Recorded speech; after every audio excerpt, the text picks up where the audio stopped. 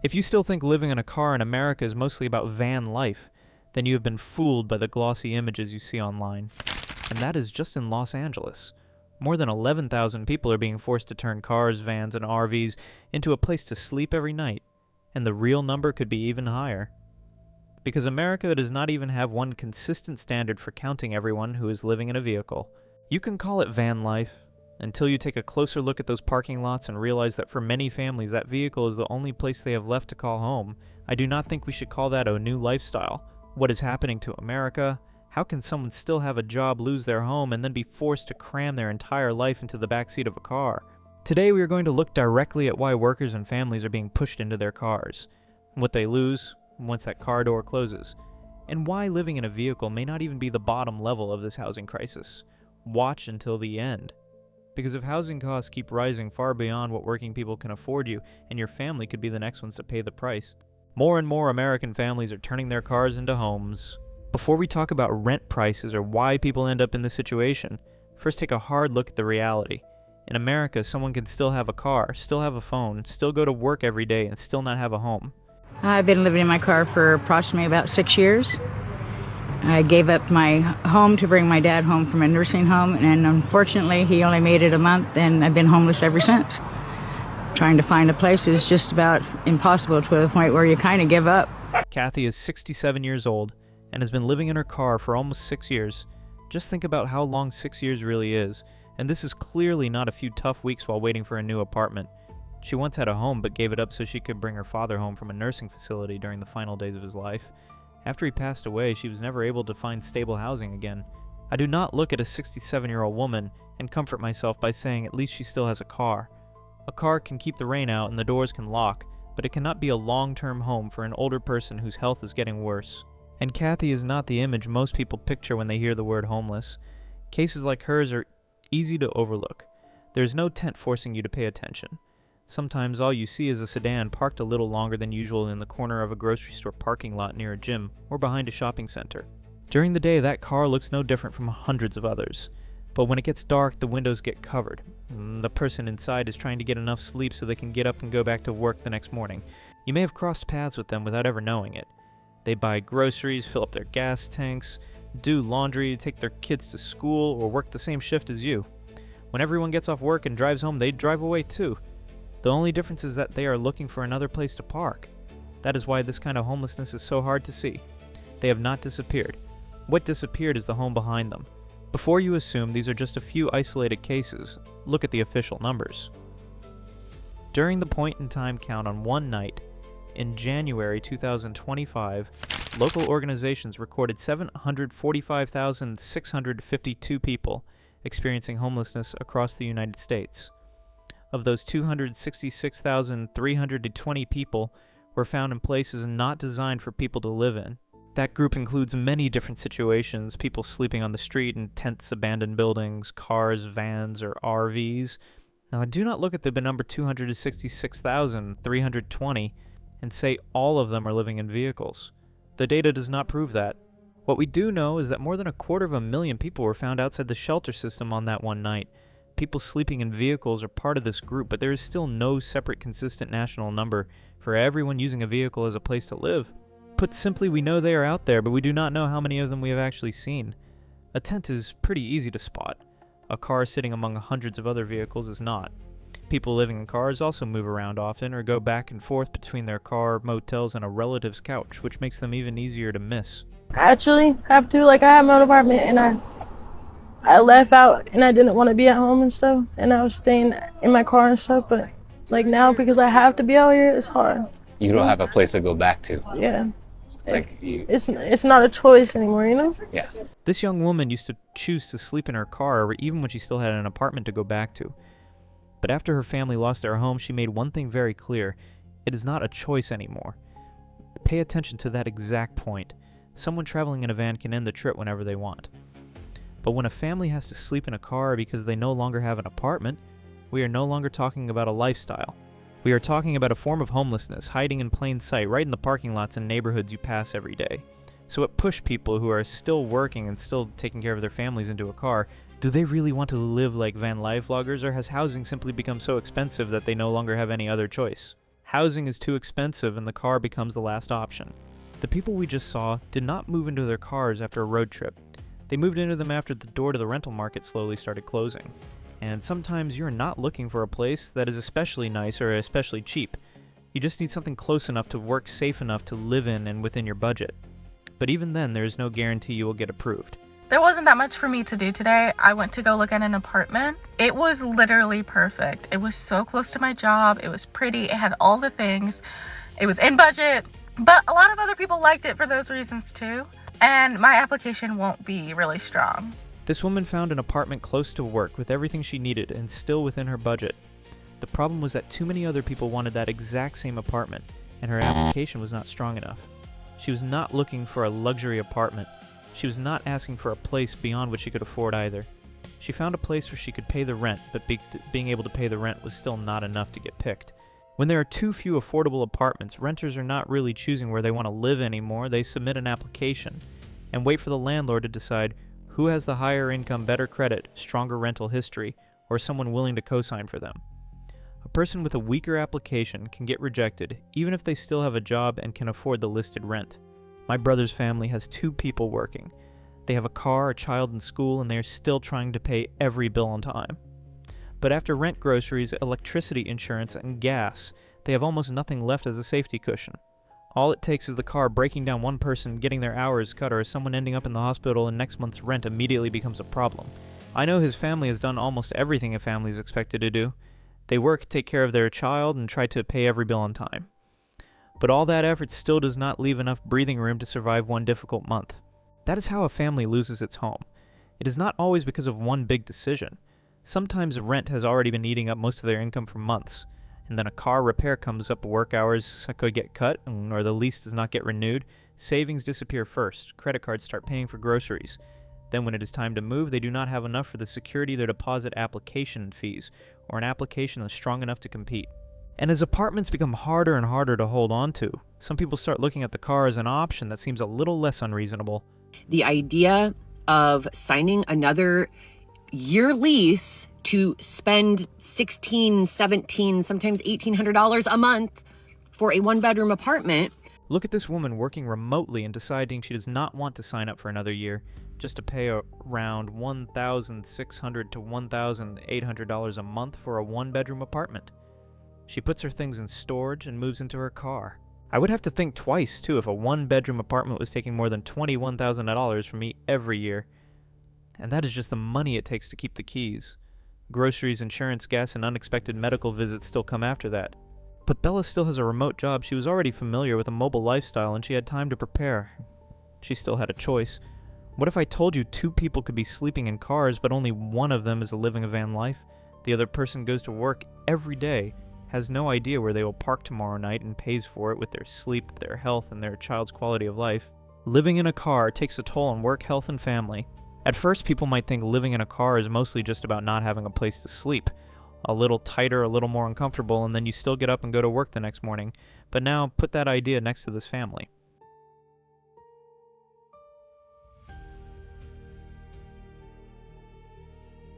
A child has to sleep right on top of his mother.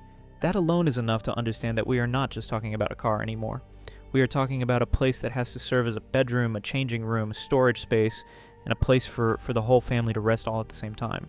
And this is what I think a lot of people do not see. You may sleep in your car at night, but the world does not give you the next morning off. You still have to get to work on time. You still have to take your kids to school. You still need clean clothes, a charged phone, your hair looking decent, and enough energy to talk to other people like nothing unusual happened the night before. Think back to a day when you only got 3 hours of sleep. And maybe you spent the whole morning irritated with a headache just wanting to go home. Now take the words "go home" completely out of that equation. After your shift, there is no bed waiting for you. You go right back to the same seat that hurt your back the night before, and you try to get through another night of sleep. I do not know about you, but if it were me, just a few days like that would be enough to hurt my performance at work. And that is the cruel contradiction here. People living in cars need their jobs more than ever, but not having a home makes those jobs harder to keep. You need the paycheck to get out of the car, while the car is slowly taking away the sleep and energy you need to keep earning that paycheck. Your body does not care how hard you are trying either. A car seat does not turn into a mattress just because you have to sleep there longer. In the summer, the inside of a car can heat up very quickly. In the winter, cold and moisture become a different problem. For a young person, a few nights of waking up with a sore neck is already uncomfortable. For someone who is 60 or 70 years old, someone with existing health problems or joint issues, I do not think we can call that a safe place just because it has a roof. Then there are all the things we almost never think about when we have a home. Where do you keep medicine that has to stay at the right temperature? How do you store food after it has been opened? If you have a fever, just went through treatment, or simply need to lie down and rest for a day, where do you go? People often say, well, at least they still have the car. I understand what they mean. Having a car is still better than sleeping outside. But if our standard has fallen to at least they are not sleeping on the sidewalk, then I think we are using a very mild name for a very dangerous situation. And if there are children in the car, everything gets even harder. Think about a child having to change clothes on a car seat in the morning and then walk into school. They do not have their own desk to do homework. They do not have a room where they can close the door. They do not have a place where they can invite friends over. And what worries me most is not just the lack of sleep. What worries me is when that child starts learning how to hide it. Pull the blanket down. Hide the bags of clothes. Think ahead about what to say if a classmate asks where they live. A child should not have to learn those skills just to get through a normal school day. Adults are hiding it in their own way too. You still smile at your coworkers, still answer your phone, still take care of your kids, while your mind is constantly calculating where you're going to park tonight, where you're going to shower tomorrow morning, how much battery your phone has left, and whether someone is going to knock on your car window in the middle of the night. That is why I do not see losing a home as just losing an address. It causes your sleep, your health, your job, your child's education, and your privacy to start falling apart all at the same time. And at this point, one question will almost certainly come up. If living in a car is this hard, why do they not just rent another apartment? The problem is that once you are living in a car, the road back into housing is often no longer as simple as it used to be. The car was once a way out, but now it has become a trap. I have heard a lot of people say that if you want to get out of living in your car, you just need to work more, save for a few months, and then rent an apartment again. I used to think the math was that simple too. But is that really how it works? Because to get out of the car, you need money. And the longer you live in the car, the more things started taking money out of your pocket. Listen closely to what she just said. DoorDash is how she makes money, but she has to keep doing DoorDash to pay the fines she picked up while trying to make a living. I do not think one ticket explains the whole problem, but it shows how easy it is to get stuck in this cycle. The money you just earned does not even get a chance to bring you closer to an apartment before it has to go right back into keeping your current life running. Because when you are living in your car, it is no longer just transportation. It is where you sleep, where you keep your clothes, documents, and medicine, and it is also how you get to work every day. If my car breaks down, that's a really bad week. I lose money on repairs, I might have to get a ride from someone, but at the end of the day, I still have a home. For someone who is sleeping in that same car, a check engine light means something completely different. Their home and their way of making money just ran into trouble at the same time.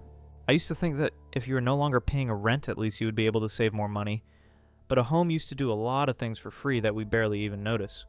You have a kitchen to cook in.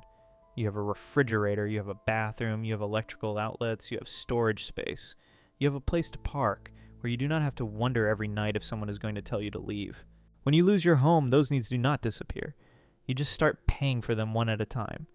Without a kitchen, convenience food becomes the easier option. If you want a shower, you might have to pay for a gym membership. Laundry means going to a laundromat. If your belongings do not fit in the car, you need a storage unit. If you cannot stay parked in one place, you spend more money on gas moving around. I think this is something people on the outside can easily get wrong. Having less money does not automatically make life cheaper. Sometimes not having the basics is exactly what makes everything cost more. Then every night comes with one more question. Where do you park tonight? I understand why businesses do not want their parking lots turning into temporary living spaces. I also understand why residents worry about safety and sanitation. But telling a car to move to another parking lot does not give the family inside a home. It only makes them disappear from that neighborhood's view. And every move means more gas, more time, and another small amount taken from the money they're trying to hold on to. At this point, you might be thinking just get through a few months and rent a place again. But to get into an apartment, you still need a security deposit, application fees, proof of income, and a good rental record. That is the trap. One car or repair can wipe out the money you saved for the deposit. A job no longer guarantees a stable place to live. My father always believed in a very simple formula: go to work, pay your bills on time, do not spend more than you should, and at the very least you will be able to keep a roof over your head. You do not need to be rich. You do not need a big house. You just need a job that is enough to keep your life steady. I think a lot of people grew up believing the same thing. Work comes first, then you pay for housing, and whatever's left goes toward the car, the kids' savings and retirement. A job does not necessarily have to make you rich, but it should help you move forward a little more every year. Now that math is starting to look different. Imagine your family still has a home too. People are still working and all the bills are still getting paid on time. But at some point, your savings stop growing. The car needs repairs, so you put them off. A doctor visit can wait until next month. The money going toward retirement starts getting cut just to keep everything else running. You have not lost your home yet, but there is also not much space left between your family and one bad month. And that is what I keep thinking about. A home used to be the foundation you built the rest of your life on. You paid for housing, and then you could still think about the future. But now for many families, simply keeping that home is taking almost everything the budget has. You can buy cheaper food, you can put off fixing the car, you can skip a doctor visit, you can stop saving, as long as this month's rent still gets paid. If you have to sacrifice almost everything that keeps you secure just to hold on to your current address, I am not sure we should still call that stability. And the role of the car has changed in a pretty bitter way too. It used to be the thing that helped you go farther, get to work, change jobs, take your kids to school, visit family. For a lot of Americans, the car used to represent freedom and the chance to move up. But when housing moves out of reach, that same car becomes the bedroom, the closet, and the last barrier between you and the street. When I put those two images next to each other, it is hard for me to see this as just a money management problem. If someone is still working full-time but cannot build even a small financial cushion, that does not mean they suddenly forgot how to live responsibly. Maybe the problem is that the money from that job is buying less stability than it used to. Affordable housing is not always located where workers actually need it. Cheaper places are harder to find. Rent, insurance, utilities, and the cost of owning a home are all competing for space, in a budget that already has very little room. For older people, moving somewhere cheaper is not simple either. Their doctors, children, grandchildren, jobs, and support networks are all here. So when someone works all their hours, pays their bills, and still has to use a gym as a bathroom or a parking lot as a bedroom, I do not want to ask whether they are trying hard enough anymore. I want to ask what that job can still buy. And if a home is already out of reach and the car is getting more expensive to keep to, then what is left below the car, housing instability is spreading into other forms of homelessness. At this point, I think we need to let go of a pretty common way of looking at this. Losing your home does not always mean you have an apartment today and are sleeping on the street tomorrow. For many families, it is more like sliding down one step at a time, and the car is just one of those steps. Imagine putting your brother's family in this situation. They have to leave their apartment, so for the first few weeks they stay with relatives. But 4 people crowded into someone else's home cannot last forever. They move into a motel so the kids can still have beds and a bathroom, and then the motel starts eating up whatever money they have left, so the whole family moves into the car. Nobody sits down and decides, starting today we are going to live in our car. They just keep choosing the least bad option out of whatever is left. And that is why I do not want us to just count the cars and assume the problem ends there. Before the car, there may have been a relative's couch, a motel, or a few weeks of moving from one friend's home to another. After the car, there may be an old RV, a campground, a tent, or sleeping outside. A family can move through almost all of those places and still never fit the picture of homelessness that most people are used to imagining. The car matters because it preserves something very important, that last bit of distance between a family and the street. You can still lock the doors. You can still drive your kids to school. You can still get to work. You can still keep your documents and clothes out of the rain. But I do not think we should forget that this protection comes with its own bills. The car still needs a gas insurance, registration, and repairs. An old car does not suddenly become cheap to maintain just because the person sleeping in it has run out of money. And what happens if that car breaks down? For most of us, a failed transmission is a terrible bill. For a family living in their car, it can take away both their way to get to work and their place to sleep at the same time. At that point, even saying at least they still have the car is no longer true. That is why I worry this problem may be much bigger than the image of a few people sleeping in parking lots.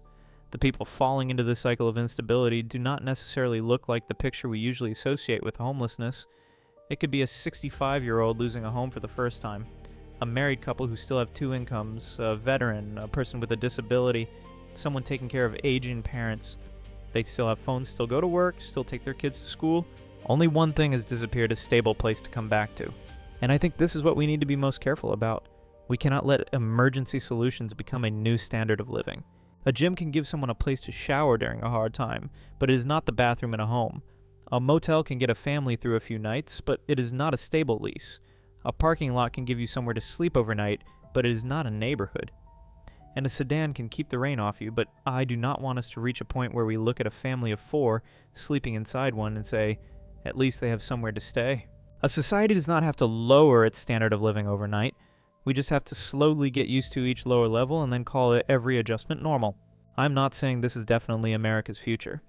But if affordable housing keeps getting harder to reach if income is no longer enough to build even a small financial cushion, if help only comes after a family has already lost its home, and if even the car becomes too expensive to keep, then for some people living in a car may only be the middle of the way down. So what I care about is not just how many people are going to be sleeping in cars. I want to know how many more steps we are willing to watch a family fall before we admit that the problem is no longer just about their personal choices.